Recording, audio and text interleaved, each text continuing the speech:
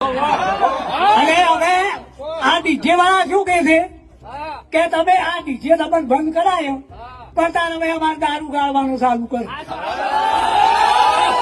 ઠાકોર સમાજના નવા બંધારણે ખૂબ ચર્ચાઓ કરાઈ. એટલે બંધારણમાં જે વાતો હતી એની ચર્ચાઓ તો થઈ જ. બંધારણ જ્યારે મુકાયું ત્યારે ઠાકોર સમાજે એને વધાવી લીધું, પણ એમાં જે ડીજે વાળી વાત હતી એ વાત પર વિરોધ થઈ રહ્યો છે. બંધારણમાં હતું કે લગ્ન પ્રસંગ હોય કે કોઈ બીજા મોટા પ્રસંગ હોય એમાં ડીજે નહીં વાપરીએ, ટોલ ને શરણાઈને જે આપણું પારંપરિક છે એ જ આપણે વાપરીશું. એના પછી વિરોધ એવો થઈ રહ્યો છે કે ડીજે અને જે સાઉન્ડ સિસ્ટમ વાળા લોકો છે એ બધા એવું કહી રહ્યા છે કે 5,000 તમને ક્યાં નડતા હતા, અમારો ધંધો ખરાબ થઈ રહ્યો છે, ને બીજી અલગ અલગ વાતો કરવામાં આવી. ગઈકાલે પાટણના હાસાપુરમાં એક બેઠક થઈ અને બેઠકમાં જે સાઉન્ડ સિસ્ટમ ચલાવતા લોકો હોય છે, જે માલિક હોય છે, બધા ભેગા થયા. એ બધાએ એવી ચીમકી આપી છે કે જો અમને અમારો ધંધો નહીં કરવા દો તો અમે દારૂ વેચીશું. તમારી મૂળ પ્રોબ્લેમ જે છે સમાજની, એ પ્રોબ્લેમ પર તમે વાત કેમ નથી કરતા? એટલે ઠાકોર સમાજમાં આટલું બધું દારૂ અને એનું વ્યસન છે, વ્યસન પર વાત કરો. તમે ખોટી વસ્તુઓ કેમ લાવી રહ્યા છો કે ડીજે બંધ કરાવી દઈશું? ગેનીબેન સામે મુખ્ય વિરોધ થયો. બધાએ વિરોધ કર્યો કે ગેનીબેને જે નિવેદન આપ્યું છે એનાથી અમે નાખુશ છીએ અને અમે કોંગ્રેસને મત નહીં આપીએ. એટલે આખી વાત હવે એ રાજનીતિ સુધી પહોંચી ગઈ કે અમે કોંગ્રેસને મત નહીં આપીએ. ગેનીબેને જે તે સમયે ભુવાનો વિરોધ કર્યો તો ભુવા સામે આવી ગયા. ભુવાએ ચીમકી આપી ગેનીબેનને.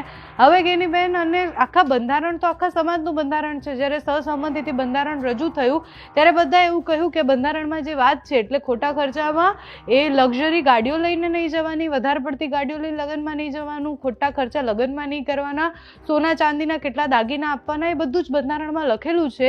પણ જેના ડીજે છે, જે માલિકો છે, એ બધા વિરોધ કરી રહ્યા છે કે તમે આ બંધારણમાં લાવીને ખોટું કર્યું છે, તમે તમારો આ નિર્ણય પાછો લઈ લો, બાકી કોંગ્રેસે ભોગવવું પડશે. અને જો તમે નિર્ણય પાછો નહીં લો તો અમે દારૂ વેચવાની શરૂઆત કરીશું, એવું જાહેર મંચ પરથી બોલ્યા છે.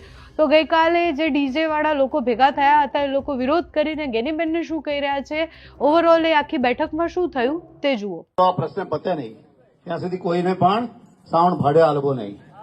અને હું આવેદન પત્ર કાલ સાંજ સુધીમાં તૈયાર કરી મેહુલભાઈને આપી દઈશ. તમે જ્ઞાનીબેનના તો મોટી સંખ્યામાં જજો આવેદન પત્ર લઈ, અને એમને માનવું પડશે, ભલે એને ફોન પર ના પાડી એને મુદ્દા હું લખી આપીશ. એમનો હેતુ શું હશે કે સમાજને ખોટો ખર્ચો ને આ ખોટો ખર્ચો નથી. આ 5,000 માં 2,500 રૂપિયામાં સમાજના ગરીબ માણસો મોજ કરે છે. આ કોઈ મોટો ખર્ચો છે નહીં, એવી આપણે એને સમજણ પાડીશું. અને એમ છતાં ના માને તો આપણે ઉગ્ર આંદોલન આપીશું. જે કંઈ કરવું પડશે કરશું. તો હું રજાલુ સાહેબ, અને આવેદન પત્ર કાલ સાંજે તૈયાર થઈ જશે 4 વાગ્યા સુધી. જે આપણને કે સાઉન્ડ હળગાઈ મારો નાખી દો ફોણીમાં, એના ઉપર એક કમ્પ્લેન કરો. આપણે ગ્રુપ વતી એક કમ્પ્લેન કરો, કેસ દાખલ કરો કે હળગાઈ મારો મફત નથી આવ્યું. આ કાકાએ વાત કરી કે હું મારું 18 મિનિટ 12 લાખમાં લાવ્યા છું, 18 મિનિટ લાવ્યા છો, સારું. હવે 18 મેલું છે એ કાકો છોડાવવા કોણ આવશે? હળગા વાળો છોડાવવા નહીં આવે. એટલે ગમે તે વસ્તુ કરો એ નક્કી કરો. અને હવે આ ડીજે વાળા શું કે છે કે તમે આ ડીજે તમને બંધ કરાયો પણ તાર હવે અમારે દારૂ ગાળવાનું ચાલુ કરો.